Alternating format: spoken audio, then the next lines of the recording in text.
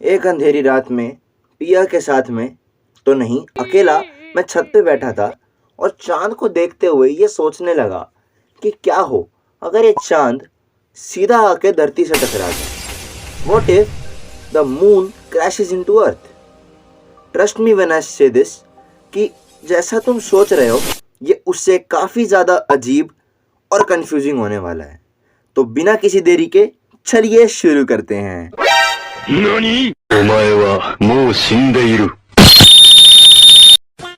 तो सबसे पहले तो ये जानते हैं कि अब तक ऐसा क्यों नहीं हुआ, क्यों नहीं अब तक मून आकर अर्थ से टकरा गया।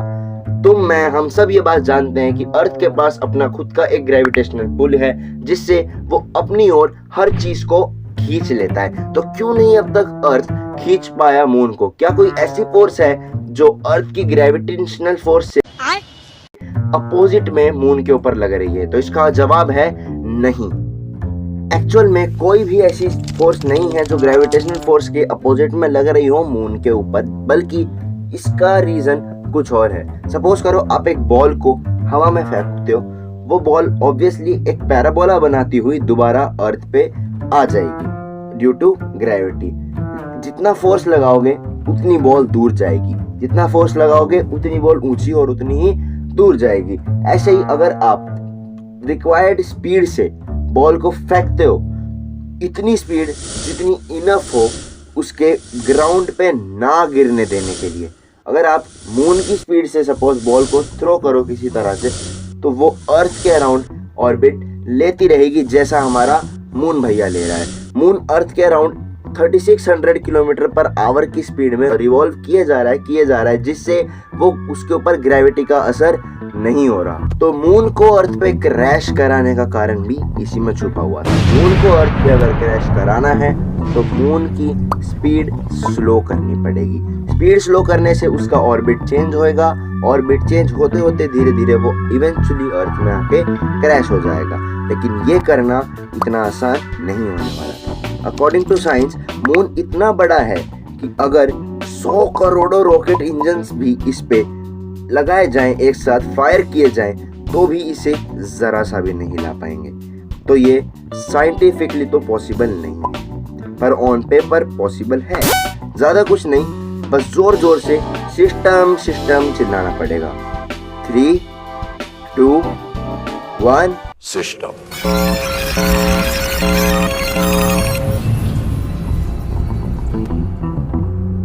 इस मंत्र को फूकने के बाद मून की स्पीड धीरे धीरे स्लो हो जाएगी और धीरे धीरे करीब 1 साल में ये अर्थ से टकरा जाएगी। फर्स्ट मंथ, पहले कुछ दिनों में मून धीरे धीरे जैसे जैसे पास आने लगेगा तो इसमें बहुत ही माइनर से चेंजेस आने लगेंगे, जैसे कि ये थोड़ा सा बड़ा और ब्राइट दिखने लगेगा, जिसे हम आम लोग तो नोटिस ही नहीं कर पाएंगे। इसे साइंटिस्ट जरूर नोटिस कर लेंगे, साइंटिस्ट परेशान भी हो जाएंगे। इवेंचुअली 1-2 हफ्ते बाद ओशन टाइड्स का साइज बढ़ने लगेगा। क्यों? क्योंकि ओशन टाइड्स मून के कारण होते हैं। जब अर्थ का ग्रेविटेशनल फोर्स मून को अपनी तरफ पुल करता है, उसी दौरान मून का ग्रेविटेशनल फोर्स भी अर्थ को अपनी तरफ पुल बैक करता है, जिससे टाइड्स फॉर्म होती हैं। अब इन टाइड्स का साइज पहले छोटा इसलिए था क्योंकि इसकी स्ट्रेंथ, स्क्वीज होने की स्ट्रेंथ डिस्टेंस के साथ साथ कम हो जाती है। लेकिन जैसे जैसे ये डिस्टेंस कम होता जा रहा था, मून की स्पीड कम हो रही थी, ये बीच का डिस्टेंस कम होता जा रहा था, वैसे वैसे टाइड्स का साइज बढ़ता जा रहा था, स्ट्रेंथ बढ़ती जा रही थी। हाई टाइड्स और ज़्यादा हाई होने लगी थी, लो टाइड्स और ज़्यादा लो होने लगी थी। हाई टाइड्स का साइज फर्स्ट मंथ के एंड तक करीब 4 मीटर तक जा चुका था। कोस्टल सिटीज तो डूब चुकी थी। सेकेंड मंथ के एंड तक मून अपने और अर्थ के बीच की 2/3 ऑफ डिस्टेंस को कवर कर चुका होगा। दुनिया भर के इंफ्रास्ट्रक्चर की बैंड बजी पड़ी होगी और जो टाइड्स हैं, हाई टाइड्स का साइज 10 मीटर से भी ज्यादा हो चुका होगा इवेंचुअली, जिसके कारण सी पोर्ट्स को बंद करना पड़ेगा। इंपोर्ट एक्सपोर्ट कंट्रीज के बीच में बंद हो जाएगा और इवन वर्ल्ड का 95% ऑफ इंटरनेट शट डाउन हो चुका होगा। रिवर्स बैकवर्ड फ्लो करना शुरू कर देंगी ड्यू टू टाइडल प्रेशर, जिससे कॉन्टैमिनेट हो जाएगा सारा river water, ground water supplies और हमारा सरफेस वाटर सप्लाईज। पूरी दुनिया भर में गैस शॉर्टेज शुरू हो जाएगी, क्योंकि ऑयल रिफाइनरीज जो कि कोस्टल लाइन पे होगी वो अबैंडन हो चुकी होंगी। दुनिया भर में लोगों के पास उतना ही खाना बचा होगा जितना उनके घरों में पड़ा था। दुनिया भर में स्ट्रिक्ट राशनिंग शुरू हो जाएगी, यानी एक आदमी को दिन की 2 रोटी तो 2 रोटी ही मिलेगी।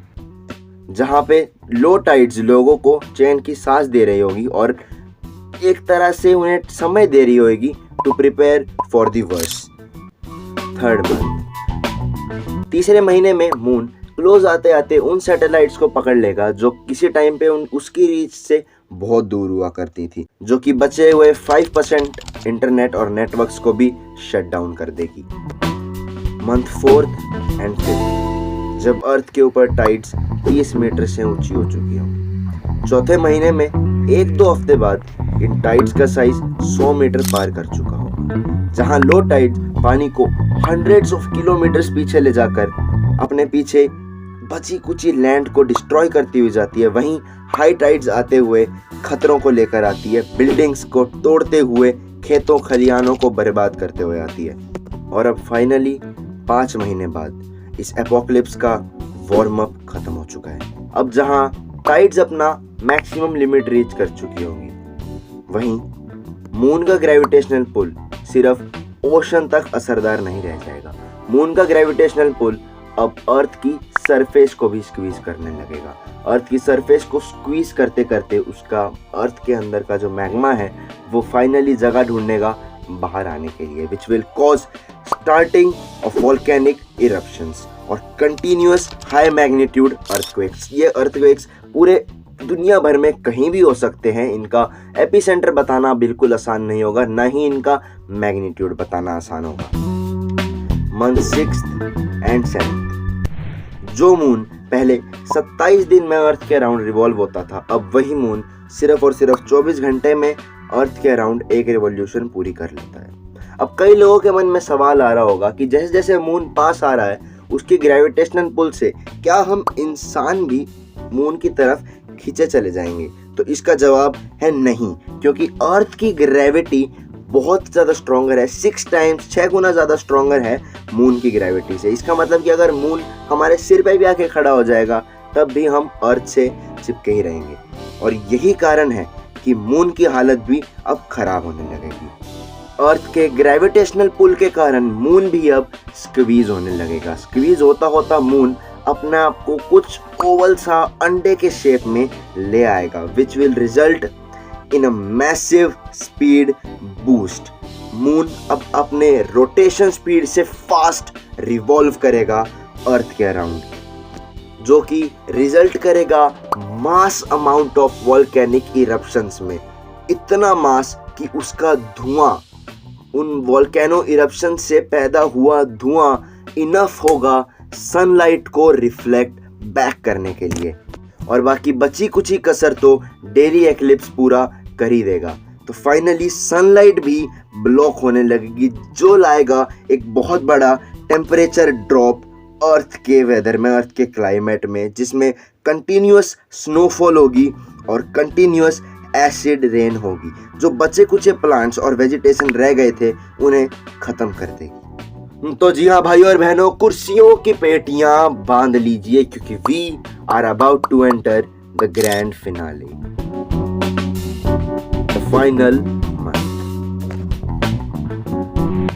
अब फाइनली साल के आखिरी महीनों में मून अर्थ से इतना क्लोज आ चुका होगा कि उसकी ग्रेविटेशनल पुल बहुत ही ज़्यादा वीक पड़ने लगेगी अर्थ की ग्रेविटेशनल पुल के आगे। अर्थ की ग्रेविटेशनल फोर्स इतनी तेज होगी कि वो मून को स्क्वीज करता करता करता करता करता फाइनली मून ब्लास्ट हो जाएगा, आई मीन डिसइंटीग्रेट हो जाएगा। मून पत्थरों में टूट जाएगा, बिखर जाएगा और रोटेट करता रहेगा अर्थ के अराउंड, ऑर्बिट में अर्थ के अराउंड एक रिंग स्ट्रक्चर फॉर्म करते हुए, जो कि बहुत ही सुंदर दृश्य होगा। फॉर्चुनेटली मून के इस डिसइंटीग्रेशन के बाद ये सारा एपोकलिप्स फाइनली ख़त्म हो जाएगा। मून की एब्सेंस होना मतलब टाइड्स भी ख़त्म, टाइड्स भी दोबारा रिवर्स हो जाएंगे, वॉल्केनिक इरप्शंस भी बंद हो जाएंगे, अर्थक्वेक्स आने भी बंद हो जाएंगे, और अगर कोई बाय चांस सर्वाइवर बच गए होंगे पहाड़ों वगैरह पे, तो उन्हें देखने को मिलेगा इस नए अर्थ का एक नया सूरज। पर इस बार एक बहुत ही सुंदर रिंग उनके आंखों के आगे अर्थ को ऑर्बिट करते हुए दिखेगी, और एक बार फिर से ये लोग सिविलाइजेशन को दोबारा खड़ा करेंगे, जो कि आसान काम तो नहीं होगा पर नामुमकिन भी नहीं है। अब साइंटिस्ट ने मून का अर्थ पे क्रैश करने का एक कारण और भी बताया है। साइंटिस्ट ने ये बताया है कि अगर जिस बंदे ने ये वीडियो देखी है वो चैनल को सब्सक्राइब नहीं करता है, वीडियो को लाइक नहीं करता है, अपने ओपिनियन कमेंट नहीं करता है, तो भी मून अर्थ से क्रैश हो सकता है। तो सब्सक्राइब करो अगर धरती को बचाना चाहते हो तो। मैं चला, धन्यवाद।